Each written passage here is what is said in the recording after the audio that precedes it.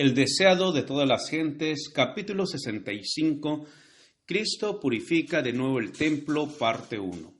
Ese capítulo está basado en Mateo 21, 12 al 16, 23 al 46, Marcos 11, 15 al 19, 27 al 33, 12, 1 al 12, Lucas 19, 45 al 48, 20, 1 al 19.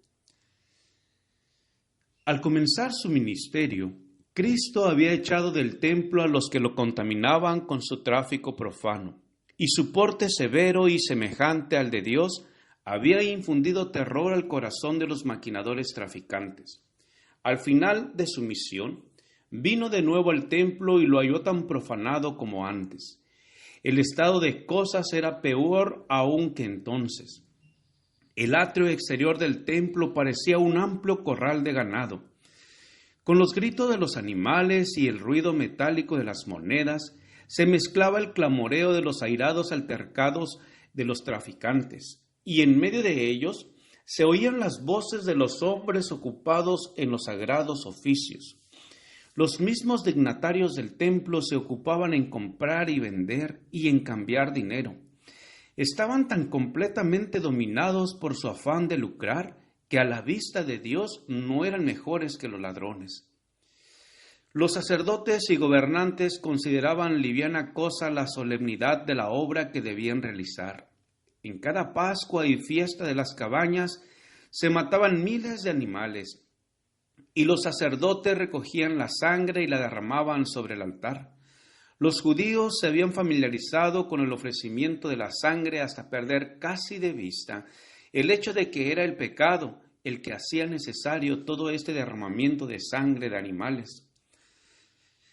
No discernían que prefiguraba la sangre del amado Hijo de Dios, que había de ser derramada para la vida del mundo, y que por el ofrecimiento de los sacrificios los hombres habían de ser dirigidos al Redentor crucificado.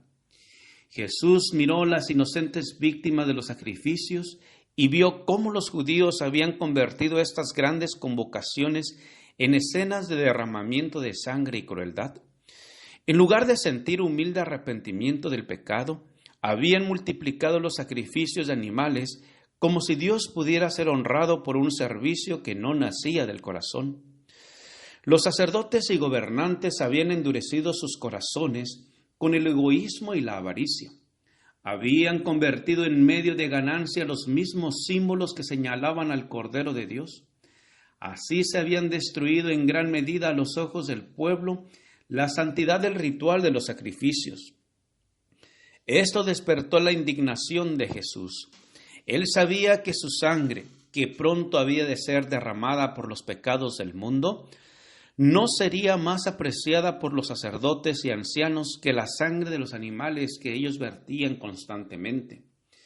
Cristo había hablado contra estas prácticas mediante los profetas. Samuel había dicho: ¿tiene Jehová tanto contentamiento con holocaustos y víctimas como en obedecer a las palabras de Jehová?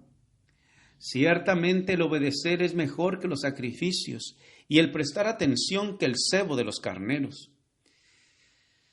E Isaías, al ver en visión profética la apostasía de los judíos, se dirigió a ellos como si fuesen gobernantes de Sodoma y Gomorra.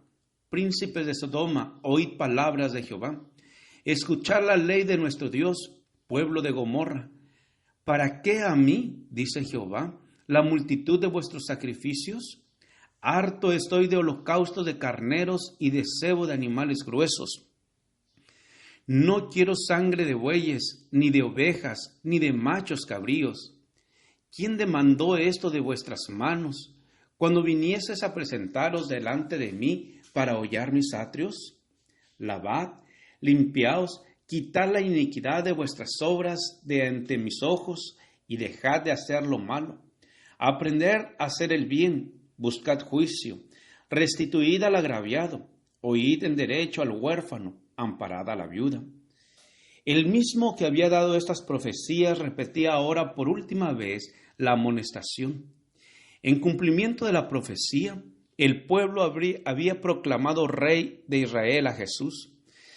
Él había recibido su homenaje y aceptado el título de rey. Debía actuar como tal. Sabía que serían vanos sus esfuerzos por reformar un sacerdocio corrompido. No obstante, su obra debía hacerse. Debía darse a un pueblo incrédulo la evidencia de su misión divina.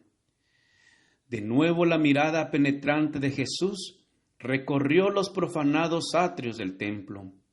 Todos los ojos se fijaron en él. Los sacerdotes y gobernantes, los fariseos y gentiles, miraron con asombro y temor reverente al que estaba delante de ellos con la majestad del Rey del cielo. La divinidad fulguraba a través de la humanidad, invistiendo a Cristo con una dignidad y gloria que nunca antes había manifestado. Los que estaban más cerca se alejaron de él tanto como el gentío lo permitía. Exceptuando a unos pocos discípulos suyos, el Salvador quedó solo. Se acalló todo sonido. El profundo silencio parecía insoportable. Cristo habló con un poder que influyó en el pueblo como una poderosa tempestad. Escrito está: mi casa, casa de oración será llamada, mas vosotros, cueva de ladrones, la habéis hecho. Su voz repercutió por el templo como trompeta. El desagrado de su rostro parecía fuego consumidor. Ordenó con autoridad: quitad de aquí esto. 3 años antes, los gobernantes del templo se habían avergonzado de su fuga ante el mandato de Jesús. Se habían asombrado después de sus propios temores y de su implícita obediencia a un solo hombre humilde. Habían sentido que era imposible que se repitiera su humillante sumisión. Sin embargo, estaban ahora más aterrados que entonces y se apresuraron más aún a obedecer su mandato. No había nadie que osara discutir su autoridad. Los sacerdotes y traficantes huyeron de su presencia arreando su ganado. Al alejarse del templo, se encontraron con una multitud que venía con sus enfermos en busca del gran médico. El informe dado por la gente que huía indujo a algunos de ellos a volverse. Temieron encontrarse con uno tan poderoso, cuya simple mirada había echado de su presencia a los sacerdotes y gobernantes. Pero muchos de ellos se abrieron paso entre el gentío que se precipitaba, ansiosos de llegar a aquel que era su única esperanza. Cuando la multitud huyó del templo, muchos quedaron atrás. Estos se unieron ahora a los que acababan de llegar. De nuevo se llenaron los atrios del templo de enfermos e inválidos, y una vez más Jesús los atendió. Después de un rato, los sacerdotes y gobernantes se atrevieron a volver al templo. Cuando el pánico hubo pasado, los sobrecogió la ansiedad de saber cuál sería el siguiente paso de Jesús. Esperaban que tomara el trono de Dios. Volviendo quedamente al templo, oyeron las voces de hombres, mujeres y niños que alababan a Dios. Al entrar, quedaron estupefactos ante la maravillosa escena. Vieron sanos a los enfermos, con vista a los ciegos, con oído a los sordos y a los tullidos saltando de gozo. Los niños eran los primeros en regocijarse. Jesús había sanado sus enfermedades. Los había estrechado en sus brazos, había recibido sus besos de agradecido afecto, y algunos de ellos se habían dormido sobre su pecho mientras él enseñaba a la gente. Ahora con alegres voces los niños pregonaban sus alabanzas, repetían los hosanas del día anterior y agitaban triunfalmente palmas ante el Salvador. En el templo repercutían repetidas veces sus aclamaciones: bendito el que viene en nombre de Jehová. He aquí, tu rey vendrá a ti, justo y salvador. Hosana al Hijo de David. Gracias por escuchar este audio. Te invito a escuchar la siguiente parte. Jehová te bendiga y te guarde.